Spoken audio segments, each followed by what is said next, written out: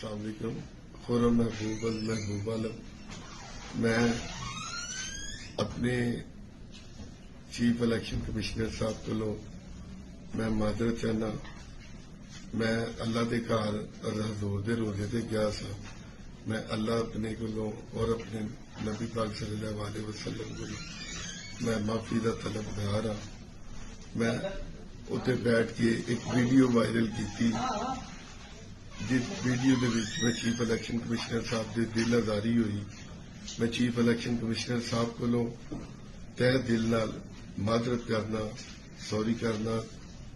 मेरी अज 8 दिन हो गए ने, बेल हो गई है मैं अपने बीवी बच्चियां च, मगर मैनू अपने अंदर खुद शर्मिंदगी महसूस हो रही है कि मैं अल्लाह के घर जाके की बयान दिता है। मैं इमरान खान की तकारीर सुन सुन के थोड़ा दिमाग के उत्ते ज्यादा हो गया, जिन्हें नाल मैं जज्बाती होके ते मेरे मुंह चों गलत अल्फाज निकले, जिंदी मैनू बहुत ज्यादा शर्मिंदगी है। और अज 8-10 दिन हो गए ने, मेरी बेल हो गई है, मगर मैं शर्मिंदा वा। मैं फिर दोबारा चीफ इलेक्शन कमिश्नर साहब, उन्होंने फैमिली और उन्होंने रिलेटिव सब को मैं माजरत चाहना। ते मेरे छोटे छोटे बच्चे ने, 6 असी भैन भाई हाँ, वो भी मजदूरी करते ने, मैं भी मजदूरी करना ना। साडा कोई क्रिमिनल रिकॉर्ड है।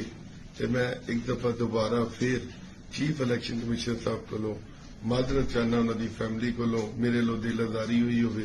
मैं खुदा वास्ते माफी। तमाम इदारे और तमाम पाकिस्तान की जितनी सिक्योरिटी इदारे ने, मैं उन्होंने भी माजरत चाहना।